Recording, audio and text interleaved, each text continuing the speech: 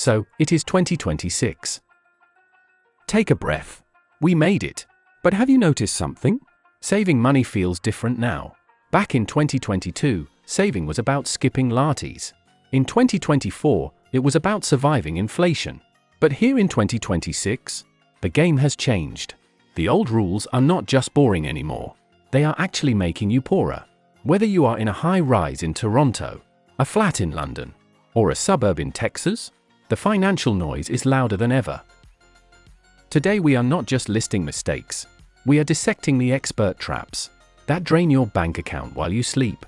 If you want your balance to grow this year, we need to stop playing by the 2019 playbook. Let us get into it. First, the silent killer. In 2026, you do not really own anything. You subscribe to your car, your software, your toothbrush, and probably your heated seats. In the United States and Canada, the average person now spends more than $280 every month on microservices. It feels small. $15 here, $10 there, but that adds up to $3,300 every year. That is a down payment on a car, or a flight to Europe. The problem is not subscriptions. The problem is passive loyalty. These companies are betting on one thing. You are too tired to click cancel. In 2026, if you have not checked your bank statement in the last 30 days, you are basically paying a laziness tax. Here is a simple rule. If you have not used it in 2 weeks, cancel it. You can always subscribe again later. Many services will even offer a discount to bring you back. Play the game. Do not let the game play you. Now let us get a little technical. Stay with me. Everyone is talking about high-yield savings accounts. In the United States, some banks offer 4.5 or even 5%. In Europe, higher central bank rates have finally given savers some interest again. And yes, it feels good to see that interest paid notification. But here is the trap. Inflation versus yield. If your bank gives you 4%, but your rent in Berlin or Vancouver rises 8%, you are not earning money, you are only losing it more slowly.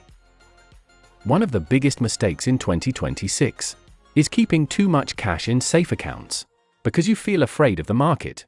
Cash is like a melting ice cube. You do need an emergency fund, usually 3 to 6 months of expenses, but anything above that needs to be working. It needs to be in assets that can grow faster than inflation. Do not let the idea of safety be the reason you struggle later in life. We have all seen the videos.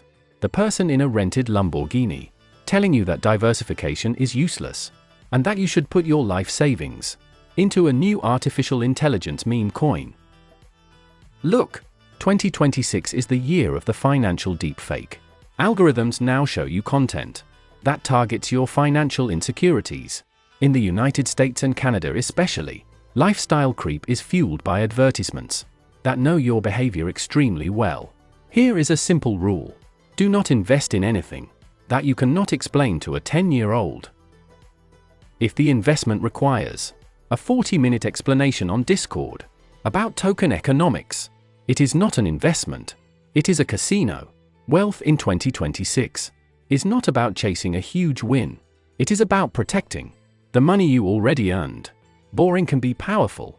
Index funds may not go viral, but they also do not disappear overnight because a company leader posts something strange at 3 in the morning.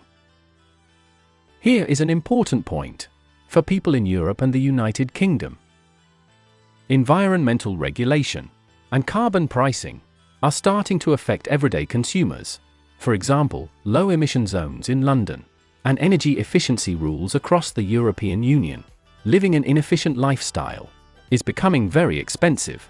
The mistake is ignoring the long-term cost of your lifestyle. Buying a cheap vehicle that uses a lot of fuel in 2026 may look like a smart decision today, but the taxes, tolls, and fuel costs can damage your finances within 2 years. In 2026, being frugal means being efficient. Invest in things that reduce your monthly costs, better insulation, a more efficient vehicle, or spending closer to home. At the end of the day, money is simply a tool for freedom. The biggest mistake in 2026 is not a bad trade. And it is not a missed bill. The biggest mistake is allowing financial stress to stop you from living your life. Stop watching the 1%. Start watching your own 24 hours. Control your time. Review your habits. And stop giving your hard-earned money to companies that do not even know your name. You can do this. Stay smart. Stay skeptical.